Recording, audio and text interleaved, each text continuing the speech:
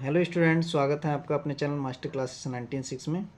आज हम class 12th की प्रश्नावली 11.2 सॉल्व करेंगे और उससे पहले इसका जो बेसिक कॉन्सेप्ट है उसको जानेंगे।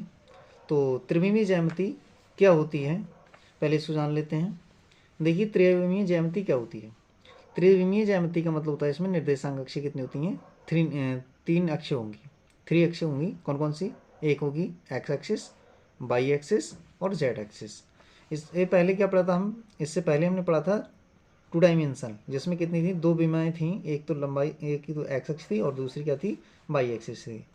ये तो हम पहले पढ़ चुके हैं। अब इसके बारे में जानेंगे। अब ये क्या होता है, तो जैसे इसके पहले मैं बात कर लूँ रेखा के दिक कोसाइन। जैसे एक कोई रेखा है यहाँ से होकर जो जा रही है, जो रेखा यहाँ से होकर जाती है, इसके मूल बिंदु से होकर जाती है, ये मूल बिंदु कहलाता है। ये रेखा है कोई एल, तो ये क्या करती है? ये अक्षों से क्रमशः अल्फा बीटा कोण बनाती है। ये क्या करती है? जो रेखा है वो अक्षों के साथ में अल्फा बीटा कोण बनाती है। तो ये देखिए, यहाँ से क्या करता हूँ मैं, ये एक्स एक्सिस के साथ में क्या बना रही है? ये कोण एक्स एक्सिस के साथ में ये अल्फा कोण बनाती है। कितना बनाती है? एक्स एक्सिस के साथ में अल्फा कोण बनाती है, यहाँ से लेकर यहाँ तक। ठीक है, ये रेखा है एक्स एक्सिस के साथ में अल्फा कोण बनाती है। और वाई एक्स के साथ में ये वाली रेखा कितना कोण बनाती है? वाई एक्स के साथ में ये बीटा कोण बनाती है। और जेड एक्स के साथ में, ये जेड एक्स है, जेड एक्स के साथ में ये गामा कोण बनाती है। ये एंगल इतना कितना क्या बना रही है? गामा कोण। तो ये कोण क्या कहलाते हैं? इसके इन कोणों को हम क्या कहते हैं? दिक कोण कहते हैं। क्या कहते हैं? तो यहाँ पर जो अल्फा बीटा गामा जो कोण बनाए मैंने, वो क्या है? दिक कोण है, दिक कोण कहलाते हैं। ठीक है। और इनके साथ में अगर मैं इनके साथ में अगर फंक्शन लगा दूं कॉस, तो वो क्या कहलाते हैं? दिक कोसाइन हो जाते हैं। ठीक है, दिक कोसाइन हो जाते हैं। जैसे यहाँ पर दिखा देता हूँ। ये कह रहा है कि दिक रेखा के दिक कोसाइन और दिक अनुपात क्या होते हैं। तो अल्फा बीटा दिक कोण कहलाते हैं। क्या कहलाते हैं? दिक कोण कहलाते हैं। इन कोणों को कोसाइन नामता cos alpha, cos beta, cos gamma रेखा एल के दिक कोसाइंस कहलाती हैं। तो यहाँ पर अगर मैं दिक कोसाइंस की बात करूँ, दिक कोसाइन, तो दिक कोसाइन क्या होते हैं? दिक कोसाइन को मैं लिखता हूँ, एल से लिख लेता हूँ। ठीक है, एल से, तो एल इक्वल टू लिखूँ कॉज अल्फा, एम से लिखता हूँ, ठीक है, कॉज बीटा, और एन से लिखूँगा मैं कॉज गामा। ठीक है, ये इसके दिक कोसाइंस कहलाते हैं। ये वाली लाइन है, इस लाइन के दिक कोसाइन क्या होंगे? Cause alpha, cos beta, cos gamma. तो इसको ध्यान रखेंगे। और दूसरी बात यहाँ पर क्या रखेंगे याद, यहाँ ध्यान रखेंगे, जो कोई रेखा है, ये रेखा, तो ये रेखा का अनुपात जो होता है, इसके दिक अनुपात को मैं किससे लिखता हूँ? दिक अनुपात को मैं ए बी सी से लिखता हूँ। दिक अनुपात जो होते हैं वो होते हैं ए बी सी। अब ये कोई लाइन है, अगर ये लाइन क्या होती है? दिक अनुपात ए बी सी रेखा के दिक कोसाइन में इनमें रिलेशन क्या होता है? इनमें जो रिलेशन होता है ना, तो वो होता है एल अपॉन में A equal to M upon में B equal to C upon में एन अपॉन में सी। ये इनमें रिलेशन होता है। अब ये सब आपस में बराबर है, तो इसके बराबर मैं के मान सकता हूँ, इसको मैं के मान सकता हूँ। ठीक है, तो इनमें एक रिलेशन और निकल के आएगा। एक तो रिलेशन ये होता है और एक रिलेशन और निकल के आएगा। तो मैं यहाँ से मान लेता हूँ, जैसे मैंने इसको मान लिया, इसको के माना है, तो इसको यहाँ से लिखूँगा तो एल इजकल टू क्या लिखूँगा? यहाँ से इसके बराबर लिखूँगा तो क्या लिखूँगा? ए के। और लिखूँगा एम इजकल टू, इसको इसके बराबर रखूँगा तो के वी या वी के। ठीक है, इसके इजकल टू इसको रख लेता हूँ, तो क्या बनेगा? एन इजकल टू सी के। अब इन सबको अगर मैं जोड़ दूँ तो क्या बन जाएगा? यहाँ से वर्क करके मैं इनको सबको जोड़ लेता हूँ, तो यहाँ से क्या हो जाएगा? इन सबको जोड़ता हूँ तो यहाँ से हो जाएगा ए स्क्वायर, अगर मैं जोड़ता हूँ ए के का स्क्वायर प्लस में बी के का स्क्वायर प्लस, और यहाँ से हो जाएगा एन सी का स्क्वायर। ठीक है, सी के का स्क्वायर, किसका स्क्वायर? सी के का स्क्वायर। और इक्वल टू में क्या आ जाएगा? यहाँ से इक्वल टू में यहाँ हो जाएगा हमारा 1। क्या हो जाएगा? 1, क्योंकि यहाँ से मैंने क्या जोड़ा है? ये मैंने अभी बताया था, ये एल के बराबर है। किसके बराबर है? ये एल के बराबर है। यहाँ से एल के बराबर, ये एम के बराबर है, ये एन के बराबर है। तो इनको मैं वर्ग करके इनको जोड़ रहा हूँ। तो इनको मैं वर्ग करके जब जोड़ रहा हूँ तो क्या होगा, यहाँ से वर्ग करके जोड़ रहा हूँ तो ये बन के इक्वल होगा, और यहाँ से जब मैं इसको जोड़ूंगा तो ये हो जाएगा ए स्क्वायर के स्क्वायर प्लस में बी स्क्वायर के स्क्वायर प्लस में सी स्क्वायर के स्क्वायर इक्वल टू में 1।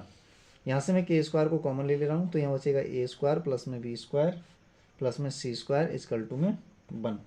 तो यहाँ से के इक्वल टू निकल के आएगा, के इक्वल टू निकल गया 1/, में ए स्क्वायर प्लस में बी स्क्वायर और प्लस का सी स्क्वायर। ये के स्क्वायर का मान आ गया। तो के इक्वल टू लिखूंगा तो प्लस माइनस का क्या आएगा, 1/, में अंडर रूट में आएंगी ए स्क्वायर प्लस में बी स्क्वायर प्लस में सी स्क्वायर, ये निकल करके आ जाएगा।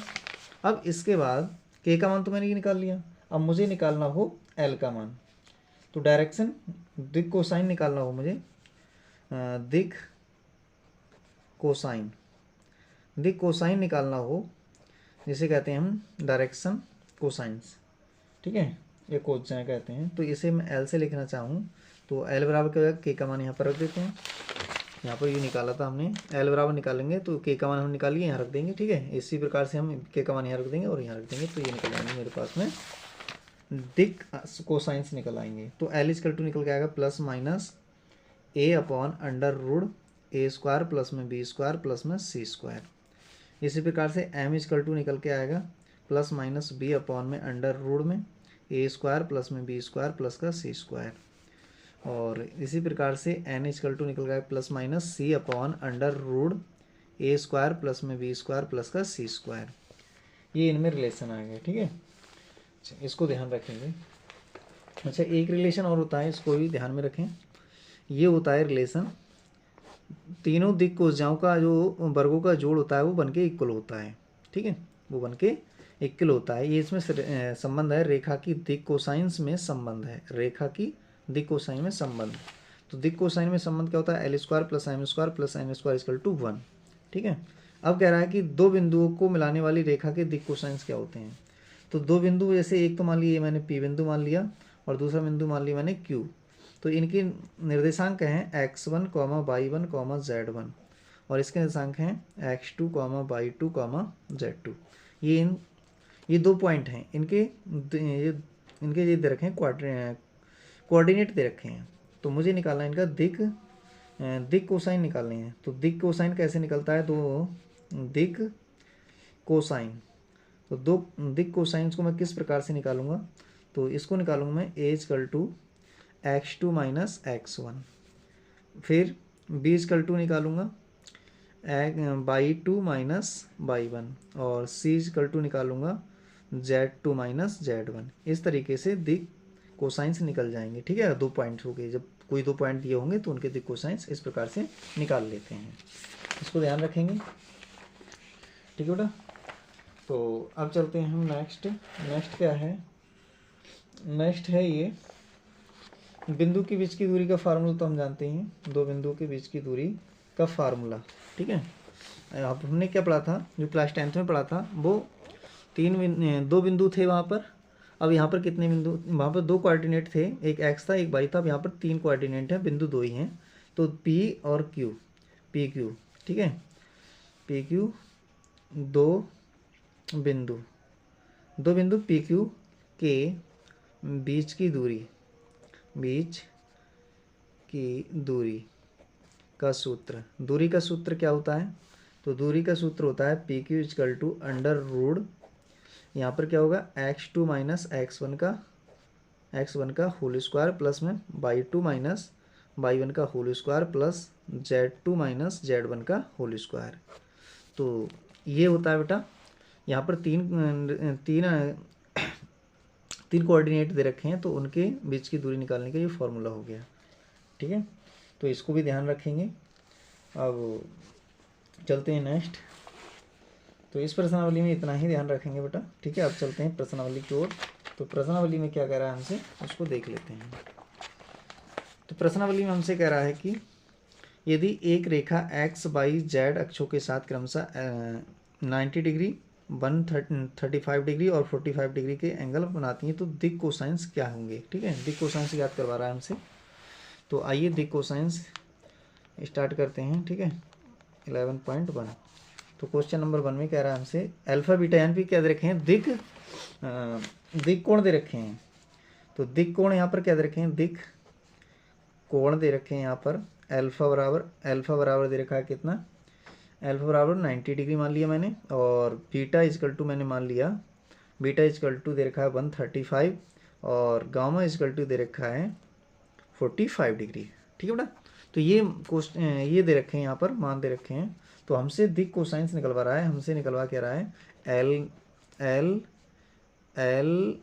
एम एम, ये ज्ञात करने के लिए कह रहा है एल एम एन एन, ठीक है। तो दिक कोसाइन निकाल देते हैं हम, दिक कोसाइन।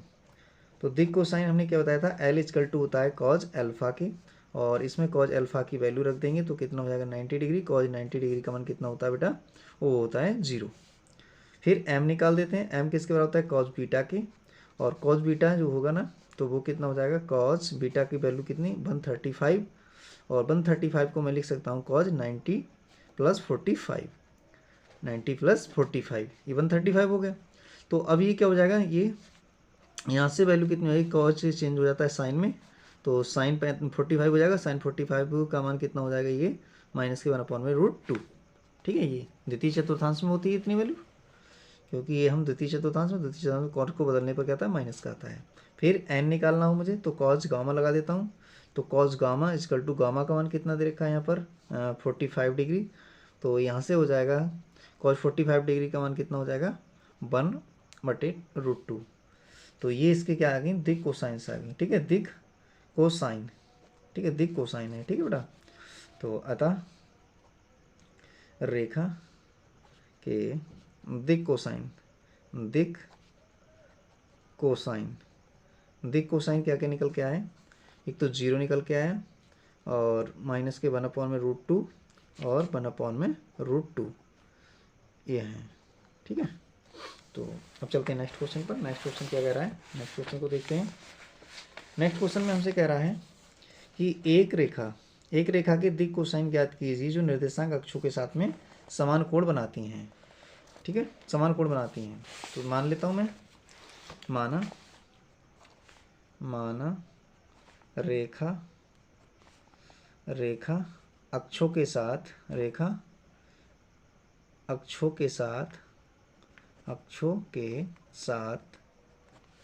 अल्फा कोण बनाती है, माना रेखा अक्षों के साथ में अल्फा कोण बनाती है। तो सभी के साथ में बराबर कोण बना रही है। अगर ये कोई रेखा है, अगर ये अक्षें हैं, ये वाई अक्ष है, ये जेड अक्ष है, और ये एक्स अक्ष है, तो ये क्या करी, कोई रेखा अगर ये जा रही है, ये क्या करी, सब अक्षों से बराबर कोण बना रही है, ठीक है। ये वाला जितना वो भी अल्फा है, यहाँ से ये कोण जो बन रहा है वो भी अल्फा है, और यहाँ से जो कोण बना रही है ये रेखा एल, तो वो भी क्या है अल्फा है। ये सब मैंने मान लिया अल्फा, ठीक है। वैसे ये होता गामा है, लेकिन इसने कहा है प्रश्न के अकॉर्डिंग, क्वेश्चन यानी प्रश्नानुसार क्या है, प्रश्नानुसार जो कहा था उसने कहा था जो अल्फा है वो भी क्या है अल्फा, तो अल्फा ही अल्फा, और जो बीटा है वो भी क्या है अल्फा के बराबर है, और जो गामा है वो भी अल्फा के बराबर है, तभी तो ये समान कोण होंगे, यानी सब आपस में बराबर होंगे। ऐसे भी कह सकते हैं कि अल्फा बराबर बीटा बराबर गामा, ये भी कह सकते हैं, ठीक है। तो अब देखिए, अब हम जानते हैं हमने क्या बताया था, तीनों जो अभी हमने एक रिलेशन पढ़ा था, तो रिलेशन में क्या पढ़ा था हमने, तीनों डायरेक्शन कोसाइंस होती हैं उनके वर्गों का योग कितना होता है 1 के इक्वल टू होता है। तो ये इक्वल टू हमने अभी पढ़ा था, और ये क्या होता है कॉज अल्फा, क्या होता है ये कॉज, इसको हम जानते हैं क्या होता है L equal to cos alpha, और M equal to cos beta, और यहाँ से होता है N equal to cos gamma.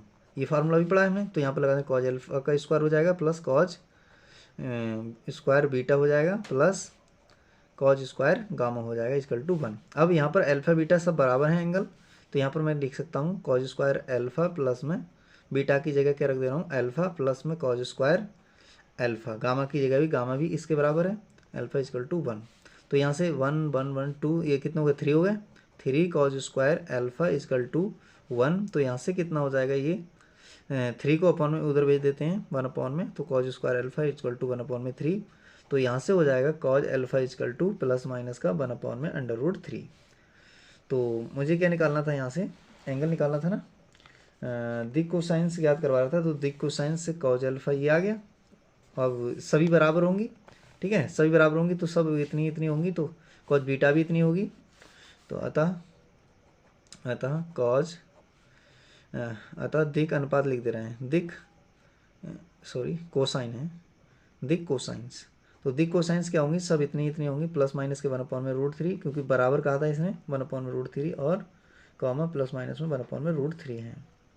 ठीक है, ये दिक कोसाइंस आ गए। अब क्वेश्चन नंबर 3 पर चलते हैं। क्वेश्चन नंबर 3 में क्या कह रहा है हमसे, इसको देख लेते हैं।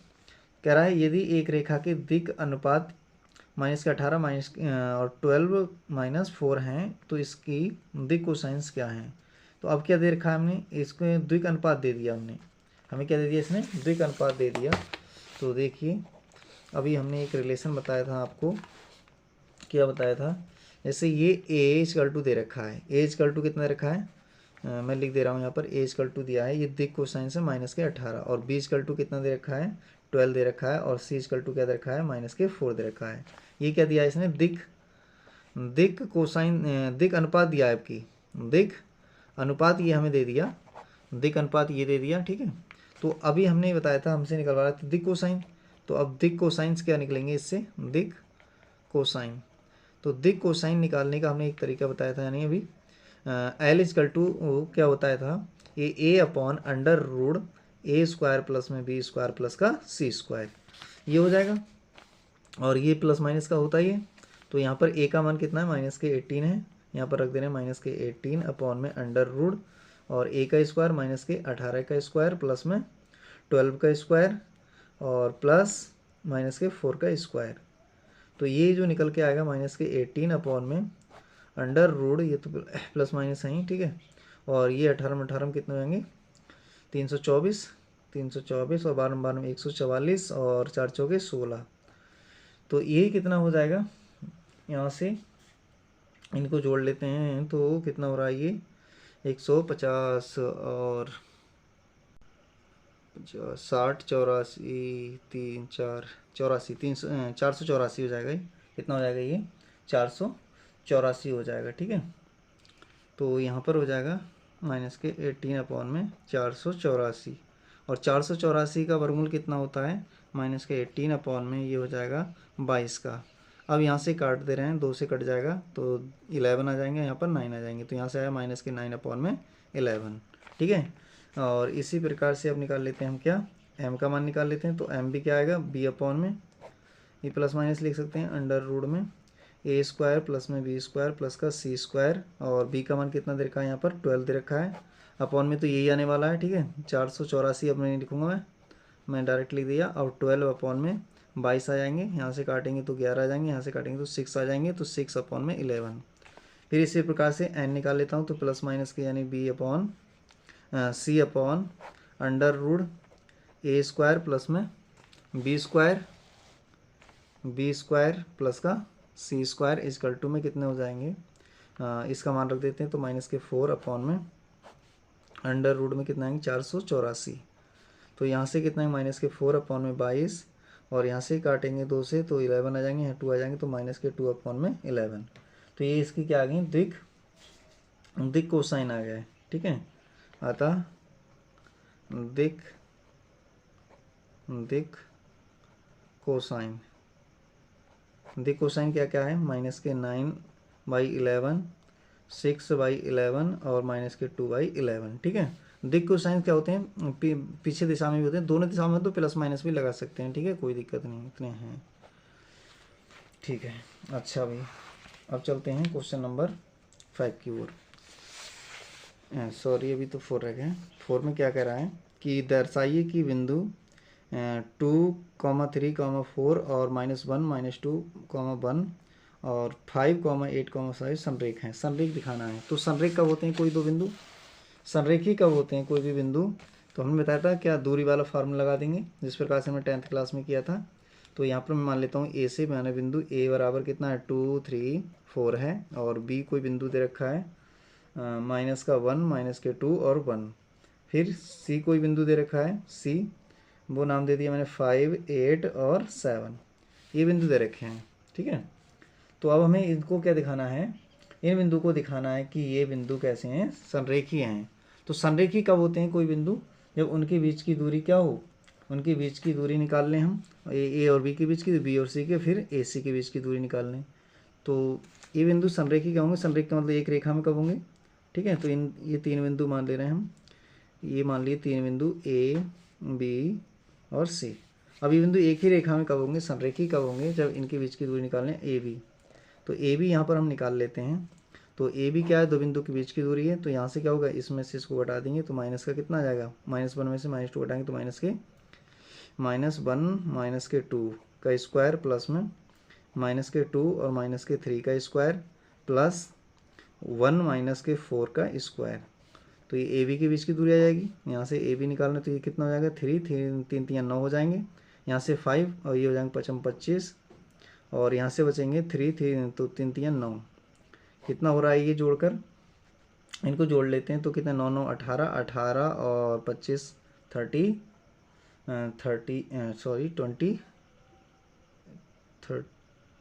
25 यानी कि 43 हो गया।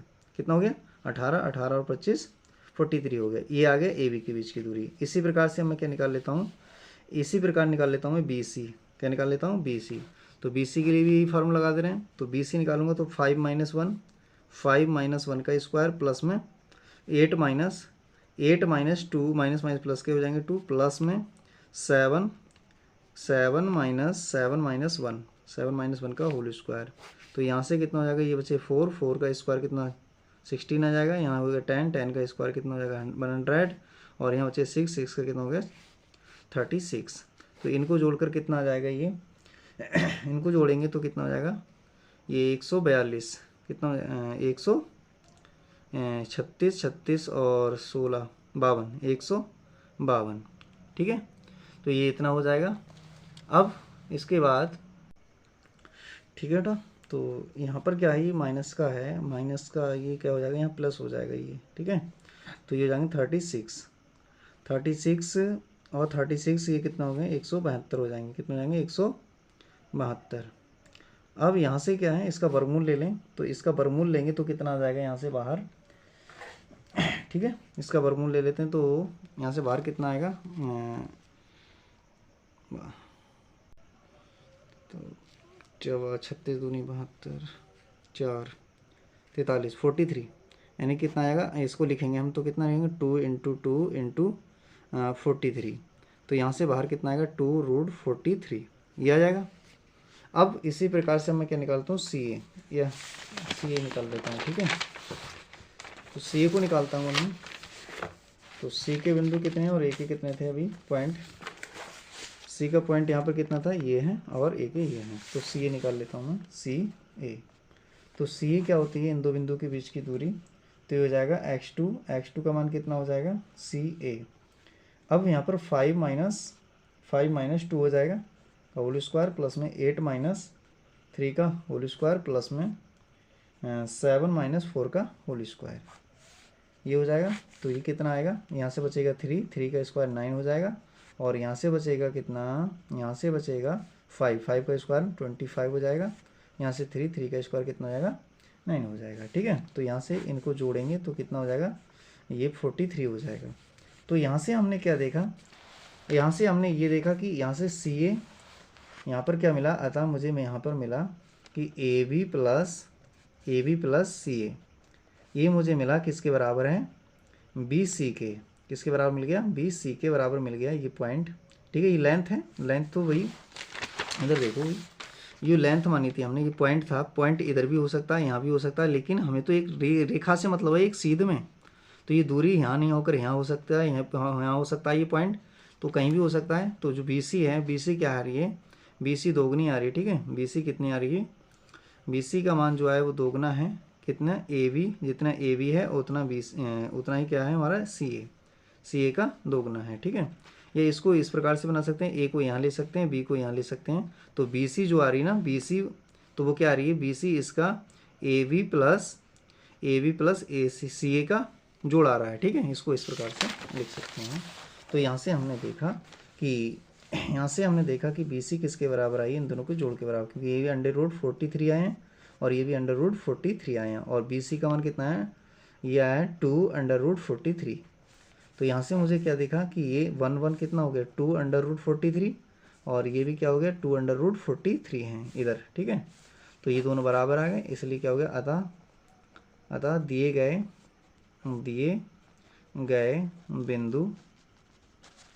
बिंदु संरेख हैं,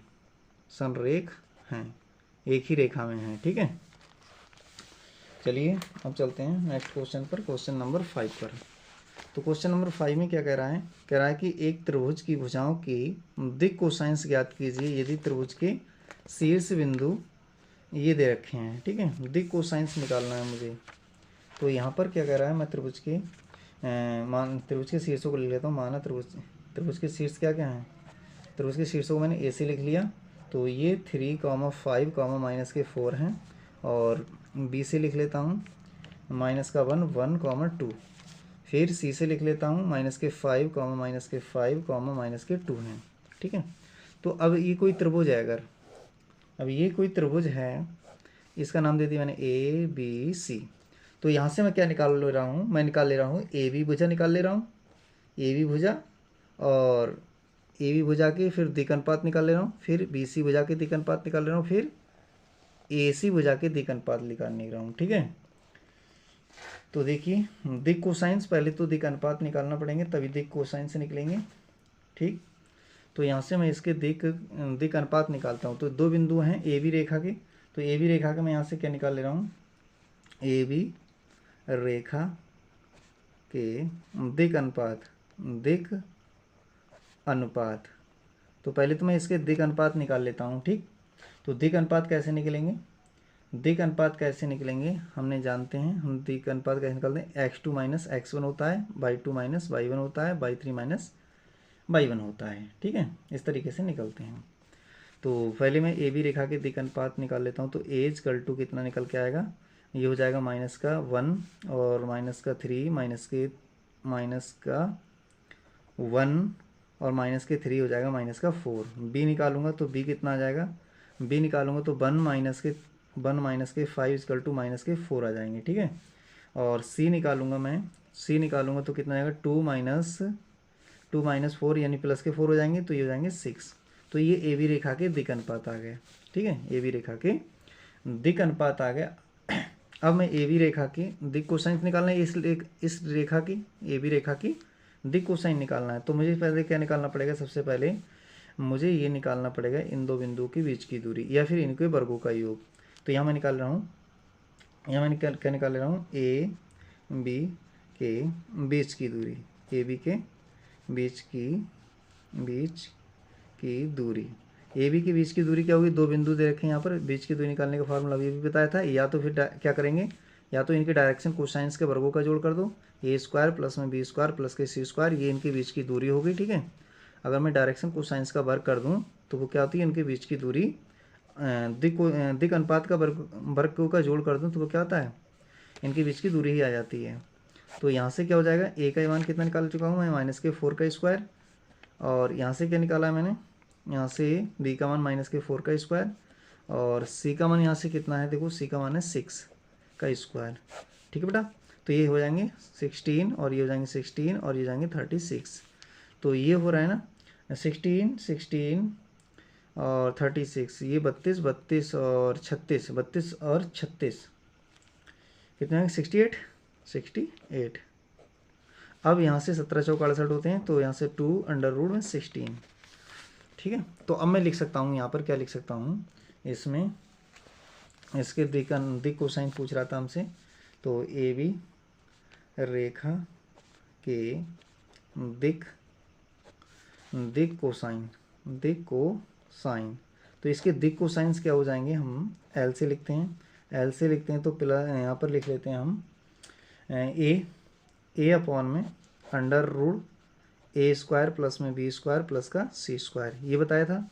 तो A का मान यहाँ पर कितना है, -4 है, और अपॉन में इसका मान हम निकाल ही चुके हैं, कितना है 2√16। तो यहाँ से ये कट जाएंगे, कितना आएगा 2, तो -2 अपॉन में √में 17 ये हो जाएंगे। इसी प्रकार से अब मैं m का मान निकाल देता हूँ। m होता है b अपॉन में अंडर रूट में a स्क्वायर प्लस का b स्क्वायर प्लस का c स्क्वायर। तो यहाँ से b का मान रख देता हूँ, तो b का मान यहाँ पर कितना है, -4 ही है। और यहाँ से इसका मान कितना है, 2√16। यहाँ से फिर कट जाएंगे, कितना जाएगा, -2 अपॉन में अंडर रूट 16। ठीक है। और यहाँ से अब मैं क्या कर सकता हूँ, n का मान निकालूँ तो c अपॉन में अंडर रूट में a स्क्वायर प्लस का b स्क्वायर प्लस का c स्क्वायर। तो c का मान कितना आया था, 6 आया था। अपॉन कितना लिखना है मुझे, 2 अंडर रूट में 17 लिखना है। ये कट कैंसिल हो जाएंगे, तो यहाँ पर कितना हो जाएगा, 3 अपॉन में अंडर रूट 17। ठीक है। ये क्या आ गया हमारे पास, ए बी रेखा के दिक अनुपात आ गए। ए बी रेखा के दिक अनुपात आ गए। इसी प्रकार से अब मैं क्या करूँगा, बी सी रेखा के दिक अनुपात ज्ञात करूँगा, बी सी के फिर सी ए के। ठीक है। तो अब बी सी रेखा के दिक अनुपात, तो इसके दिक अनुपात निकाल लेता हूँ। ठीक है। इसके दिक अनुपात क्या होंगे, इसके दिक अनुपात निकालूंगा तो ए इक्वल टू क्या आएगा, ए इक्वल टू निकालो बेटा। तो बी सी का मान निकालता हूँ, तो बी का मान ये है और सी का मान ये है। तो यहाँ से -5 में से +1 हो जाएगा ये, तो -5 और ये माइनस प्लस का 1 हो जाएगा, तो यहाँ से बचेंगे -4। फिर b निकालूंगा तो b में कितना जाएगा, -5 में से 1 घटाऊंगा तो कितना हो जाएगा, -5 -1 -6 हो जाएंगे। फिर -2 में से 2 घटाऊंगा तो कितना हो जाएगा, -4 हो जाएंगे। तो c इक्वल टू कितने आ जाएंगे, दिक अनुपात -2 में से 2 घटाऊंगा तो -4 हो जाएंगे। ठीक है। तो अब मैं यहाँ से क्या कर रहा हूँ, अब मैं यहाँ से इनके बीच की दूरी निकालूंगा। अब क्या निकालूंगा, ए बी रेखा के बीच की दूरी। और ए बी रेखा के बीच की दूरी, सॉरी बी सी है, बी सी रेखा के बीच की दूरी। तो बी सी रेखा के बीच की दूरी निकाल लेते हैं। तो ये क्या आ जाएगा, अंडर रूट में इनके दिक अनुपातों का वर्ग कर दें और जोड़ दें। ठीक है। ए स्क्वायर प्लस बी स्क्वायर, ये इनके बीच की दूरी हो गई। तो या फिर दूरी वाला डिस्टेंस वाला फार्मूला लगा सकते हैं। तो यहाँ से क्या हो जाएगा, ए का मान कितना निकला है, -4 का स्क्वायर प्लस में माइनस में 6 का स्क्वायर प्लस अंडर रूट -4 का स्क्वायर। तो यहाँ से भी उतना ही आने वाला है। ठीक है। ये हो जाएंगे 4 चौक 16 और ये भी हो जाएंगे 6 छंग 36 और ये हो जाएंगे 4 चौक 16। तो ये भी कितना हो जाएगा, 17 चौका 68, कितना हो जाएगा ये हो जाएंगे 68 लिख देते हैं। तो यहाँ से कितना 4 बाहर आएगा, 4 का वर्गमूल 2 बाहर आएगा, अंडर रूट में 17। ठीक है। ये भी उतना ही आ गया। अब मुझे निकालना है क्या, अब मुझे निकालना है दिक अनुपात, सॉरी दिक कोसाइंस। तो बी सी रेखा के दिक कोसाइन निकालने हैं। तो बी सी रेखा के दिक कोसाइन, तो बी सी रेखा के दिक कोसाइंस क्या हो जाएंगे, यहाँ से एल निकालूंगा मैं। तो L equal to A upon under root A square plus में बी स्क्वायर प्लस का सी स्क्वायर। यहाँ से ए का मान हम निकाल चुके हैं, कितना है, -4 है। और अपॉन में क्या आ रहा है, अपॉन में आया है 2 अंडर रूट में 17। यहाँ से इसको कैंसिल करेंगे तो -2 अपॉन में अंडर रूट 17 आ जाएगा। इसी प्रकार से मैं m का निकालूंगा तो b अपॉन में under root A square plus में बी स्क्वायर प्लस का सी स्क्वायर। तो यहाँ से a का मान, b का मान कितना है, b का मान -6 है, b का मान कितना है, -6 और अपॉन में 2 अंडर रूट में 17। यहाँ से फिर से कैंसिल हो जाएंगे तो -3 अपॉन में अंडर रूट 17 बचेगा। अब मैं n का मान निकाल लेता हूँ, इसका n का मान। तो ये c अपॉन में under root A square plus में बी स्क्वायर प्लस का सी स्क्वायर हो जाएगा। तो c का मान कितना निकाला है हमने, -4 निकाला है। कितना निकाला है, -4 और ये 2√17। यहाँ से ये कैंसिल हो जाएगा तो -2 अपॉन में अंडर रूट 17 बचा। ये मैंने इस बी सी रेखा के निकाल ली। अब इस ए सी रेखा के सी रेखा के निकाल लेते हैं। तो सी रेखा के, चलो ए सी कर लेते हैं, ए सी रेखा के दिक अनुपात। तो दिक अनुपात निकालते हैं इसके। तो दिक अनुपात क्या होंगे, सबसे पहले ये निकाल लेते हैं। तो ए इक्वल टू क्या होगा, सी ए सी निकाल रहे हैं। तो ए सी में से इसमें से इसको घटाएंगे, इसमें से -5 में से किसको घटाएंगे, किसको घटाएंगे हम, 3 को, तो -3 -5 -3 घटाएंगे तो माइनस कितने, -5 -3 तो कितना हो गया ये -8 हो गया ना। फिर b निकालेंगे इसी प्रकार से, b को निकालेंगे तो कितना हो जाएगा, यहाँ से देखिए b निकालेंगे तो -5 में से -5 करेंगे तो माइनस के हो जाएंगे 10, और c जब निकालेंगे तो कितना हो जाएगा -4 और -2 प्लस के 4 हो जाएंगे ना, इसमें से घटा रहे हैं तो -2 और -4 हो जाएंगे। कितने हो जाएंगे ये, इसको सॉल्व कर लें तो यहाँ पर हम ए बी के निकाल रहे हैं ना, ए सी के, तो यहाँ पर देखिए उल्टा हो जाएगा थोड़ा सा, इसको इसी प्रकार से लिखा है, क्रम में चलें, ए बी बी सी और सी क्रम में चलना है, ठीक है। तो यहाँ पर क्या हो जाएगा, ये सी का मान कितना है, अब ये बन गया x2 और ये बन गया x1, तो यहाँ हो जाएगा प्लस प्लस, तो प्लस के 8 हो जाएंगे, और ये प्लस, ये भी प्लस के हो गए तो प्लस के 10। अब सी ए अब चल रहे हैं, तो यहाँ पर क्या हो रहा है हमारा, यहाँ से 2 कितना हो रहा है, ये 2 और प्लस के 2 हो जाएंगे और माइनस के 4, तो यहाँ से कितना हो जाएगा -2। अब ये हमने निकाल ली, ठीक है। अब हमें क्या निकालना है, दिक कोसाइंस तो निकालना है अब हमें, ठीक है। और ये आ गया हमारे पास में, दूरी तो अब इनकी क्या आएगी, दूरी निकाल लेते हैं हम सी ए की, ठीक है। तो सी ए रेखा के बीच की दूरी, सी रेखा के बीच की दूरी, तो इसके बीच की दूरी क्या हो जाएगी, √a² प्लस में b² प्लस में c²। तो यहाँ से क्या हो रहा है, √a² यानी कि 8 का स्क्वायर प्लस में 10 का स्क्वायर और प्लस में -2 का स्क्वायर, तो ये कितना हो रहा है, 8 8 64 और ये 100 और ये 4, तो ये 68 168 हो रहे हैं, कितने हो रहे हैं 168।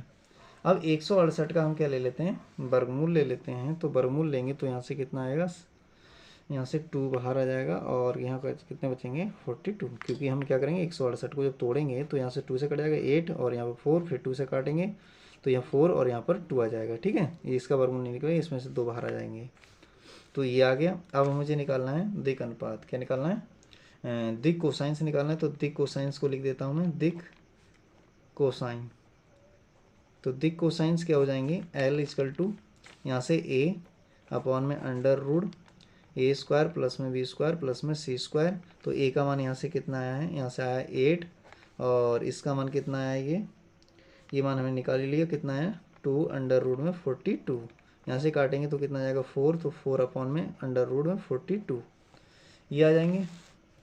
अच्छा भाई, तो अब क्या निकालेंगे हम, m निकालेंगे, तो ये b अपॉन में √a² प्लस में b² प्लस का c², तो b का मान यहाँ से हमने 10 निकाला है, 10 अपॉन में क्या आ जाएगा, ये 2 √42, इससे काटेंगे तो 5 आ जाएगा, तो 5 अपॉन में √42 आ जाएंगे, ठीक है। अब n निकालेंगे तो ये c अपॉन में क्या आ जाएगा, √a² प्लस में b² प्लस का c², तो यहाँ से c का मान कितना है, -2 है और अपॉन में कितना है 2 √42, यहाँ से 2 से काटेंगे तो 1 आ जाएगा, तो यहाँ से आ जाएगा -1 अपॉन में 42। तो ये हमारे पास में क्या आ गया, इसके दिक कोसाइंस आ गए। तो ये प्रश्नावली इस प्रकार से समाप्त हुई। कैसी लगी आपको ये प्रश्नावली, कमेंट बॉक्स में ज़रूर बताएं, और आपको कमेंट बॉक्स में ये भी बताया करें कि आपको कहीं पर भी डाउट रहता है तो उसको बताया करें, और आपको अगली किस क्लास की किस टॉपिक पर वीडियो बनाएं ये भी बता दिया करें, ठीक है। तो अभी तक आपने चैनल को सब्सक्राइब नहीं किया है तो चैनल को सब्सक्राइब कर लें, जिससे कि आने वाली वीडियो का नोटिफिकेशन आपको समय पर मिलता रहे। मिलते हैं नेक्स्ट क्लास में नेक्स्ट प्रश्नावली के साथ में। तब तक के लिए thank you for watching this.